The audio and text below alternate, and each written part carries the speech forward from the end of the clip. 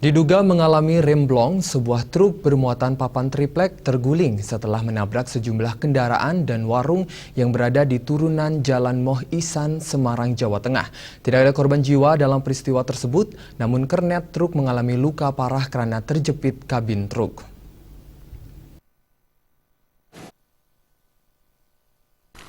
Truk bernomor polisi H1996BF bermuatan papan triplek terguling setelah menabrak sejumlah kendaraan yang terparkir di tepi jalan dan 3 warung makan di turunan Jalan Muhammad Ihsan, Ngalian, Semarang.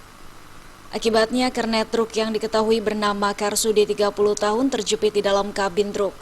Ruang yang cukup sempit membuat proses evakuasi mengalami kendala.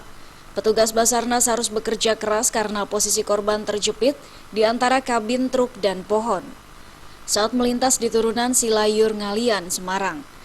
Menurut Antonius, truk sempat belok ke kanan.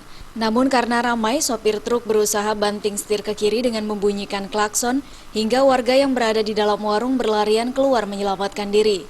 Truk baru berhenti setelah menabrak pohon dan terguling. Di dalam warung yang sebelah sana. Pas kejadian langsung berlarian? Baru berlarian, terus yang selama tuh ada orang yang bisa bayar, selesai, terus dia langsung nyebrang ke sana, baru mitra. Setelah 3 jam lebih, akhirnya korban berhasil dievakuasi dari dalam kabin dengan selamat.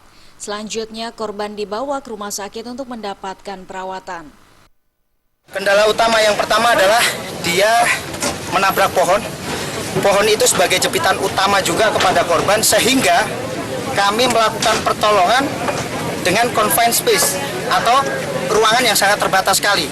Hingga tim kami harus melakukan pertolongan untuk melepaskan anggota tubuh dari korban yang terjepit melalui rongga yang tersisa di bawah kabin yang terjepit. Posisi truk yang hampir menutup separuh jalan membuat arus lalu lintas tersendat. Hingga kini kasus kecelakaan tersebut dalam penanganan aparat Laka Lantas Polrestabes Semarang. Dari Semarang, Jawa Tengah, Hendi Nugroho.